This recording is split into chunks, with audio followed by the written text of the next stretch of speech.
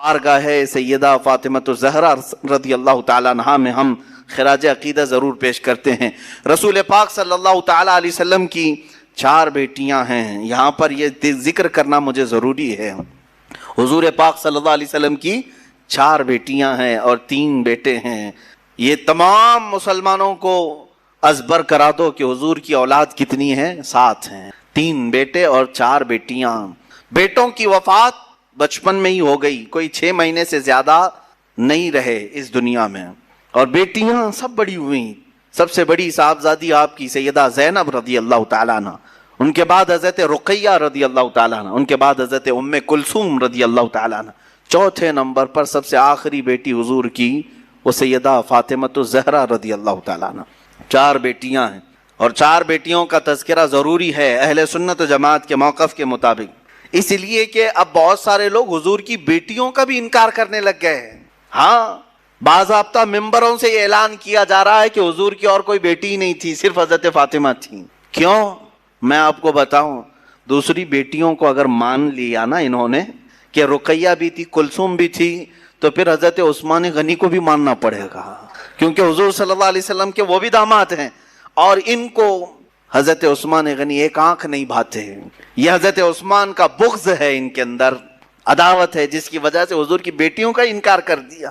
حضور پاک صلی اللہ تعالیٰ علیہ وسلم کی بڑی صاحبزادی، میرے عزیزو، یہ تمام مکاتب فکر کی کتابوں میں بھی موجود ہے، حضور کی 4 بیٹیاں ہیں۔ ہاں، کوئی ایرا غیرہ ابھی نکل کر کے اگر انکار کرے تو اس کے منہ پر اسی کی کتابیں میں مار سکتا ہوں، اس کی اکابرین کی کتابوں کے حوالے بھی میں دے سکتا ہوں۔ بہرحال ہمارے ہاں کوئی اختلاف نہیں رہا۔ ہاں، ان بیٹیوں کے تذکرے زیادہ اس لیے نہیں ہوئے کہ وہ مدینہ طیبہ ہجرت کے بعد جلد ہی وفات پا گئیں، اور سیدہ زینب رضی اللہ تعالیٰ عنہا سے بھی اولاد ہوئی، جیسے کہ حدیث میں بخاری میں بھی ہے، حضور صلی اللہ تعالیٰ علیہ وسلم ان کی بیٹی کو بھی اپنی گود میں لیتے تھے، وہ بھی نواسی تھی، امامہ نام تھا حضرت زینب کی بیٹی۔ ان کا نکاح ہم حضرت ابو العاص سے کیا گیا جو بعد میں اسلام لائے، اور حضرت رقیہ اور حضرت ام کلثوم مشہور ہیں، یہ حضرت عثمان غنی کے نکاح میں آئی۔ کنفیوز نہ ہونا کہ 2 بہنیں ایک ساتھ نہیں آئیں، بلکہ پہلے حضور صلی اللہ علیہ وسلم نے حضرت رقیہ کا نکاح حضرت عثمان سے کیا، اور وہ نکاح کے بعد بیمار ہوئیں، کافی دن تک بیمار رہیں، اور جنگ بدر میں جب میرے آقا تشریف لے گئے اس وقت حضرت عثمان غنی کو حضرت رقیہ کی عیادت کے لیے چھوڑ گئے۔ حضور کے مدینہ واپس آنے سے پہلے ہی حضرت رقیہ کا انتقال ہو گیا مدینہ، ان کی تدفین بھی ہو گئی۔ جنگ بدر کے موقع پر حضور اکرم صلی اللہ علیہ وسلم بدر میں تھے اور حضرت رقیہ کا انتقال ہو چکا تھا۔ واپس آنے کے بعد حضرت عثمان غنی بہت مغموم رہتے، تب میرے آقا صلی اللہ علیہ وسلم نے اپنی دوسری صاحبزادی حضرت ام کلثوم کا نکاح ان کے ساتھ کیا۔ حضرت ام کلثوم یہ بھی حضرت عثمان غنی کے ساتھ رہیں، اور تقریباً 6-7 سال کے بعد ان کی بھی وفات ہوئی۔ حضرت ام کلثوم رضی اللہ تعالیٰ عنہا کا بھی انتقال مدینہ طیبہ میں ہوا۔ اب حقیر میں جو صاحبزادی بچیں وہ سیدہ کائنات فاطمہ الزہرا رضی اللہ تعالیٰ عنہ۔ حضور اکرم صلی اللہ تعالیٰ علیہ وسلم کی وفات تک آپ کی اولاد میں اگر کوئی باقی تھی تو صرف سیدہ فاطمہ تھی، اور حضور پاک صلی اللہ علیہ وسلم چھوٹی ہونے کے اعتبار سے اور بہت سارے معاملات کی وجہ سے حضرت فاطمہ کو نہایت عزیز رکھتے تھے، یہاں تک کہ ارشاد فرمایا انما فاطمہ بضعۃ منی، بے شک فاطمہ میرے ایک جگر کا ٹکڑا ہے، میرے جسم کا ٹکڑا ہے، یسرنی من یسرھا، جس نے اسے خوش کیا اس نے مجھے خوش کیا، اور جس نے اسے تکلیف دی اس نے مجھے تکلیف دی۔ سیدہ فاطمہ الزہرا کو جس نے تکلیف دی اس نے رسول اللہ کو تکلیف دی۔ یہاں سے آپ اندازہ کریں اس سیدہ کائنات کے بیٹوں کو جنہوں نے دردناک انداز میں شہید کیا، کیا اس ماں کو تکلیف نہیں پہنچی ہوگی؟ سیدنا امام حسین کو اور حضرت امام حسن کو جنہوں نے شہید کیا ہے، وہ ایسے لوگ ہیں جن پر اللہ اس کے رسول کی ہمیشہ کے لیے لعنت ہے اور دردناک عذاب ہے، کیونکہ انہوں نے حضرت فاطمہ کو ایذا دی اور ان کے والد رسول اللہ کو ایذا دی۔ حضرت فاطمہ الزہرا رضی اللہ تعالیٰ عنہا مکہ مکرمہ میں اس وقت بھی حضور پاک صلی اللہ علیہ وسلم کے ساتھ تھیں جب مکہ والے آپ کو ستاتے پریشان کرتے۔ آپ کی عمر چھوٹی ضرور تھی، لیکن جب حرم کعبہ میں حضور پاک نماز کے لیے جاتے، کفار مکہ اونٹ کی گندی اوجھڑی لا کر ڈال دیا کرتے۔ اس وقت روایات یہ ہیں کہ حضرت فاطمہ دوڑ کر کے آتی اور ان تمام آلائشوں کو نکال کر کے دور کر دیتی اور اپنے والد گرامی سے لپٹ جایا کرتی. حضور پاک صلی اللہ تعالیٰ علیہ وسلم کے شانہ بشانہ کھڑے ہونے والی ہر معاملے میں اور ہر چیز میں حضور اکرم صلی اللہ تعالیٰ علیہ وسلم کا ساتھ دینے والی حضرت فاطمہ ہیں. پوری زندگی بھر انہوں نے اپنی کوئی خواہش نہیں ظاہر کی کہ مجھے ایسا چاہیے مجھے ویسا چاہیے. لاڈلی بیٹیاں کیا نہیں مانگتی اپنے باپ سے, لیکن میرے آقا صلی اللہ تعالیٰ علیہ وسلم سید الانبیاء ہیں اور کائنات کے آقا و مولا ہیں, اپنی بیٹی سے نہایت محبت کرنے والے. اگر وہ بیٹی مانگ لے تو کیا رسول نہیں لا کر دے سکتے؟ لیکن سیدہ کائنات نے زندگی بھر کوئی ایسا سوال نہیں کیا. میرے آقا صلی اللہ تعالیٰ علیہ وسلم نے جو دیا اس کو لے لیا. بلکہ جب رسول پاک صلی اللہ تعالیٰ علیہ وسلم کو مکہ والے ستا رہے تھے, پریشان کر رہے تھے, جانتے ہیں جب آپ کا بائیکاٹ کیا گیا تھا, سوشل بائیکاٹ کیا گیا تھا مکہ میں, جب وہ بہت ہی چھوٹی سی تھی, حضرت فاطمہ بہت چھوٹی تھی, میرے آقا صلی اللہ علیہ وسلم نے 3 سال 2.5 سال سے 3 سال کے درمیان پتے کھائے, چمڑوں کو پانی میں گلا کر کے کھایا. اس وقت بھی حضرت فاطمہ الزہرا نہایت ہی صابرہ تھی. کہیں ایسا نہیں کہ بڑی بڑی چیزوں کا سوال کریں. بچیوں کو اسی لیے ہم بار بار کہتے ہیں کہ حضرت فاطمہ کو کیوں نہیں پڑھتی. تمہاری بیجا خواہشیں کبھی تمہارے شوہروں کو گمراہ کرتی ہیں, کبھی تمہارے باپ کو حرام کمائی پر لے جاتی ہیں. تمہاری ناجائز خواہشیں, آج کی بچیوں کی بات میں کر رہا ہوں, تمہارے بھائیوں کو لوٹ مار کرنے پر مجبور کرتی ہیں, یا تو پھر تمہارے شوہروں کو غلط راستے پر جانے پہ مجبور کر دیتی ہیں. تمہاری خواہشات ہی تو ہیں. بہت سارے مرد جس کی وجہ سے پریشان رہتے ہیں, کمائی نہیں ہے اور مانگ زیادہ ہے, پیسے اتنے آتے نہیں ہیں لیکن بیوی طلب زیادہ کرتی ہے, بیٹیاں مانگتی بہت ہیں. مجھے حیرت ہوتی ہے, افسوس ہے ان بچیوں کے لیے جو 18-20 سال اپنے ماں باپ کے ہاں پلتی ہیں, کھاتی ہیں, پیتی ہیں, اور پھر کسی اوباش کے ساتھ بھاگ کر کے چلی جاتی ہیں اور یہ کہتی ہیں میرے باپ نے تھوڑی نہ مجھے کچھ دیا ہے, یہ لونڈا ابھی جو آیا ہے اس نے مجھے 5,000 کا جوڑا دے دیا, 10,000 کا جوڑا دے دیا, فلاں دے دیا, معاذ اللہ. عزیزان گرامی, والدین کی نفرت یہ جو جوانی میں آ کر کے آتی ہے اس کی ایک وجہ میں بتاؤں. بچیوں کی تربیت صرف کھلونے لا کر, مٹھائیاں لا کر, اچھے خوبصورت کپڑے لا کر کے نہ کرو. اگر تم چاہتے ہو کہ تمہاری بیٹیاں صحیح سلامت رہیں تو بچپن سے ہی ان کے سینوں میں اللہ اس کے رسول کی محبت ڈالو. اگر تم نے ان کو اللہ اور اس کے رسول کے قریب کیا, اسلاف کی روایتیں پڑھائی, جوانی میں اللہ خود تمہاری محبت ان کے سینوں میں ڈالے گا. وہ ماں باپ کی قدر کرنے والی بنیں گی, اپنے والدین کا احترام کرنے والیاں بنیں گی. لیکن آج روتے ہوئے بہت سارے ماں باپ کو میں نے دیکھا ہے, کہتے ہیں حضرت ہم نے کیا نہیں کیا ان کے ساتھ, سب لا کر کے دے دیا ہے, اچھی اسکول میں پڑھایا, اچھی چیزیں لا کر دی, جو مانگتی تھی سب لا کر کے دیا, اور سب سے بڑی خواہش اس کو اچھا موبائل بھی لا کے دیا, بائک بھی دلایا, سب کیا, اس کے باوجود ہمیں ٹھکرا کر کے جا رہی ہے. میرے عزیز, تم نے سب دے دیا, یہ دنیا دیا اسے, لیکن بچپن سے کاش اسے اللہ اس کے رسول کی محبت دیا ہوتا. تو آج کے وقت دیکھو, دلوں میں محبت ڈالنا تمہارا کام نہیں ہے, دلوں میں محبت پیدا کرنا یہ اللہ رب العزت کی طرف سے ہوتا ہے. اگر تم اس کی محبت ڈالو گے تو تمہاری محبت اللہ اس کے سینے میں ڈالے گا, تمہاری اولاد کے سینے میں رکھے گا. میں بات کہتا ہوں سیدہ کائنات فاطمہ الزہرا رضی اللہ تعالی عنہا کی. جب آپ کے نکاح کا وقت آیا, حضرت علی کرم اللہ وجہہ الکریم کی طرف سے جب پیغام آیا, حضور اکرم صلی اللہ علیہ وسلم نے فوراً قبول کیا اور دونوں کا نکاح کیا. سادگی سے نکاح ہوا. تھوڑا سا جہیز جو حضور پاک صلی اللہ علیہ وسلم نے, ان کے جہیز کا لفظ جو استعمال کیا جاتا ہے, بعض لوگ اس کے جواز کے لیے اپنے سارے ساز و سامان اکٹھا کرنے کے لیے اس جہیز کا لفظ استعمال کرتے. بات در حقیقت یہ تھی کہ حضرت علی حضور کے ساتھ ہی رہتے تھے مدینے میں. جب ہجرت کر کے آئے تھے تو مدینے میں حضور کے ساتھ رہتے تھے. جب شادی ہوئی تو گھر الگ کرنا پڑا, تو جب نیا گھر لیا گیا تو حضور نے کچھ سامان دلایا. یہی جہیز ہے بھائی, نیا گھر دلایا جا رہا ہے, آج سے نئی زندگی وہ شروع کر رہے ہیں تو کچھ تو سامان لگے گا. میرے آقا صلی اللہ تعالیٰ علیہ وسلم نے وہ گھر میں برتنے کے جو سامان حضرت فاطمہ کو دلائے, اسی کو جہیز کا نام دے کر کے یہاں کروڑوں وصول کرنے لگ گئے. ہاں, یہاں تو 4 لوگ ایک ہی گھر میں رہتے ہیں پھر بھی جہیز لا رہے ہیں. بڑا بھائی بھی لایا, منجلا بھائی بھی لایا, تیسرا بھی لایا, اب تجوریاں رکھنے کی جگہ بھی نہیں ہے پھر بھی لایا. وہ نیا گھر بنایا گیا تھا حضرت علی کا، تو انہیں حضرت فاطمہ کے ساتھ رہنے کے لیے جو سامان دیا گیا میرے آقا صلی اللہ علیہ وسلم کی طرف سے، اور یہ بھی میں آپ کو بتاؤں کہ یہ جو سامان دیا گیا تھا، روایات میں ملتا ہے کہ حضرت علی نے جو مہر کی رقم دی تھی اسی رقم سے دلایا تھا۔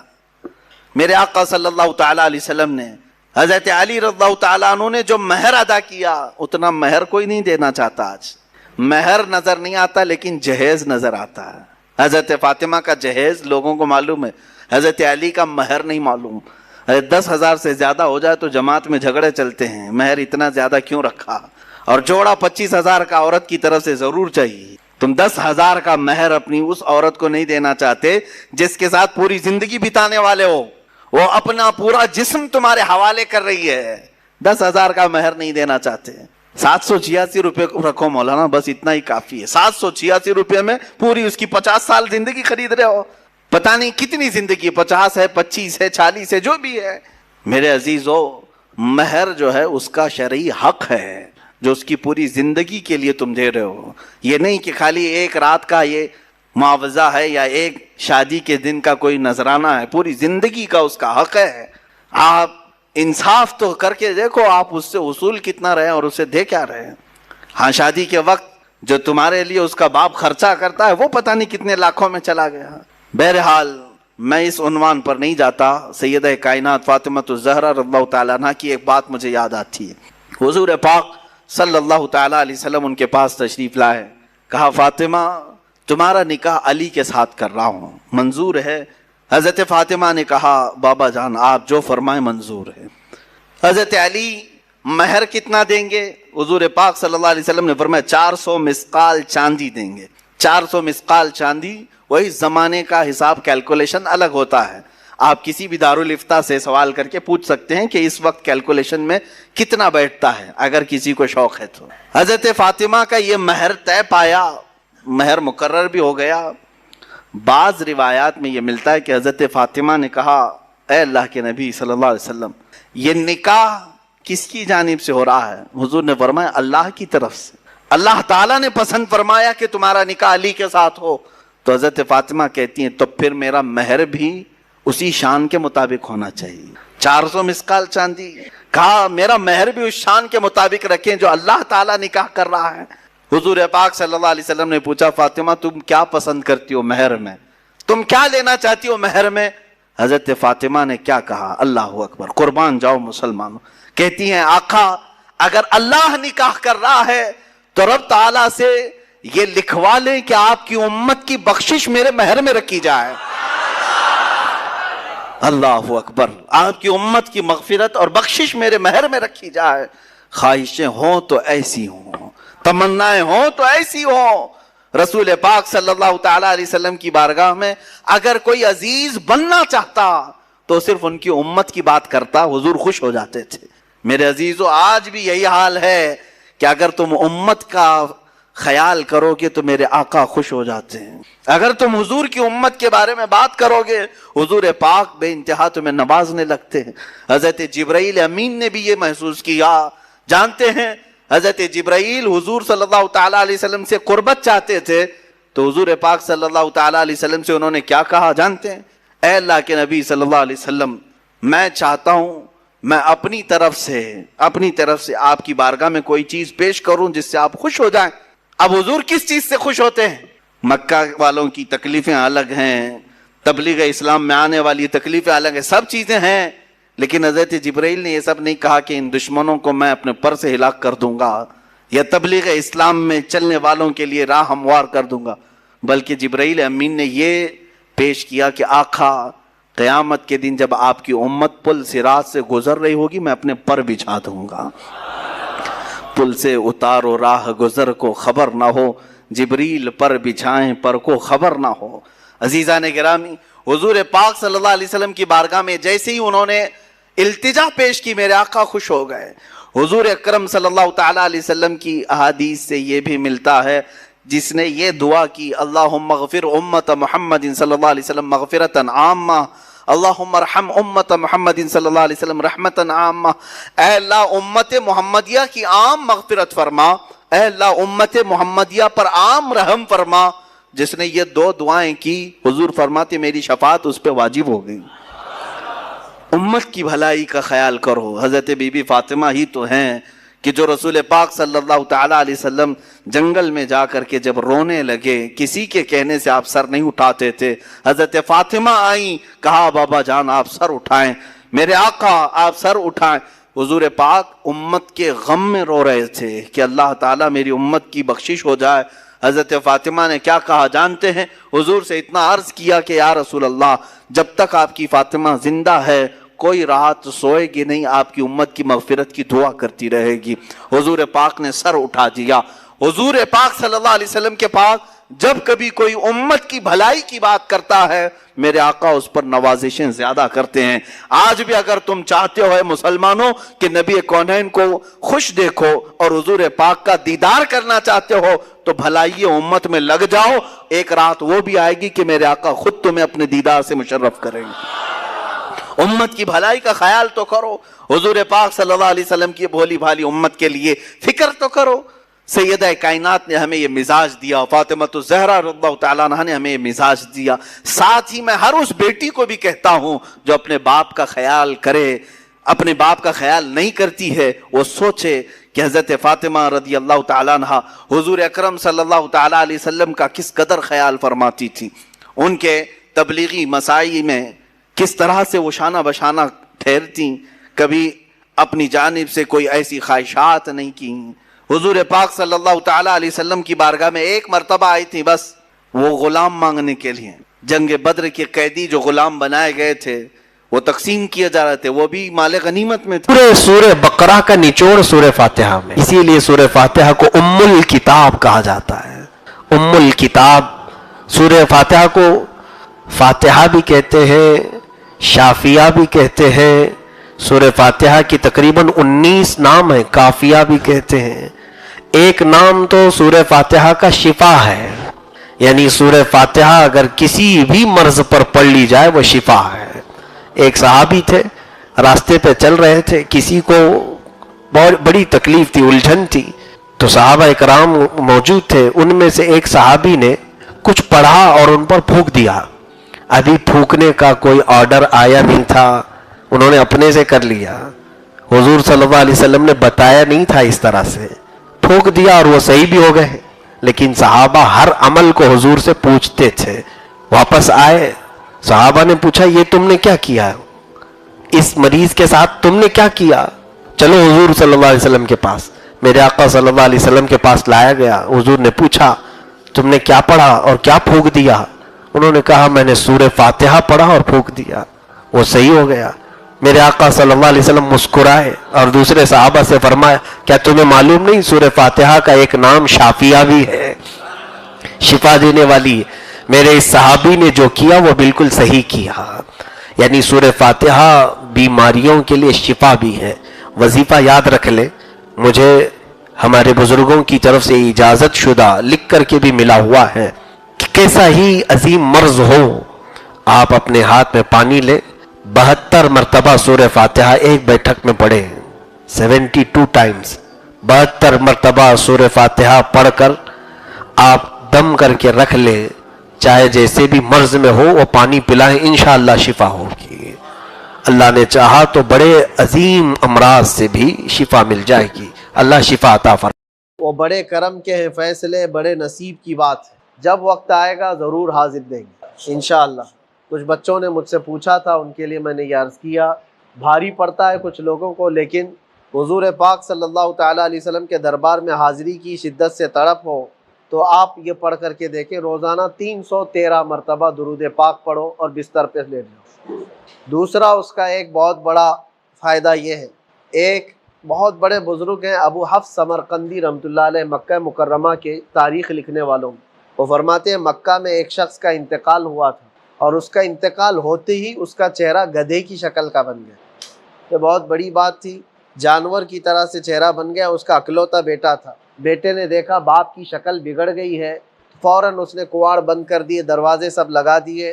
کہا کسی کو کیسے بلا سکتا ہے میت پہ باپ کے, باپ کا چہرہ اتنا خطرناک جانور کی طرح دکھ رہا ہے, چادر ڈال دیا جائے. گھر کی عورتوں کو سب لڑکے نے سمجھایا کسی کو کانوں کان خبر ہونے مت دینا، ہمارے باپ کا انتقال ہوا یا کچھ ہوا، گھر کے اندر ہی ایک گڑھا کھود دیں گے اور یہیں اپنے باپ کو دفن کر دیں گے۔ ظاہر سی بات ہے لوگوں کو بلائیں گے تو لوگ آئیں گے، چہرہ دیکھیں گے اور طرح طرح کی باتیں بھی ہوں گی، فلاں کا باپ ایسا، فلاں کا باپ ویسا۔ میں نہیں چاہتا کہ میرے مرے ہوئے باپ کے بارے میں پھر مجھے لوگ تانا ماریں، گڑھا کھود کر کے یہیں دفن کریں۔ وہ غمگین بیٹھا ہوا تھا لڑکا، زانوں میں سر رکھ کر کے ہچکیاں لے کر رو رہا تھا۔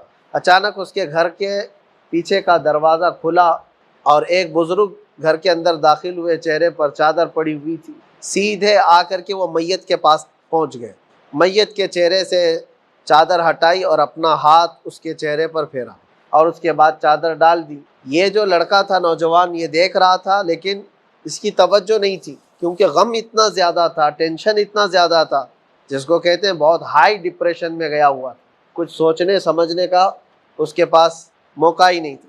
اس نے دیکھا وہ بزرگ قریب آئے، اس نے سر بھی نہیں اٹھایا۔ اس بزرگ نے پوچھا روتا کیوں ہے، کیوں اس طرح سے بیٹھا ہوا ہے؟ اس نے کہا آپ نے تو دیکھ لیا، میں جانتا نہیں کہاں سے آپ اندر آ گئے، میں تو سارے دروازے بند کروا دیا تھا گھر کے، آپ دیکھ تو رہے میرے باپ کا چہرہ کیسا بگڑا ہوا ہے، موت کے بعد جانور کی شکل ہوگی۔ اس بزرگ نے کہا کچھ بھی تو نہیں ہوا تیرے باپ کو، جا دیکھ تو صحیح۔ وہ جا کر چادر ہٹاتا ہے تو اس کے باپ کا چہرہ بالکل چمکتا ہوا چاند کی طرح خوبصورت۔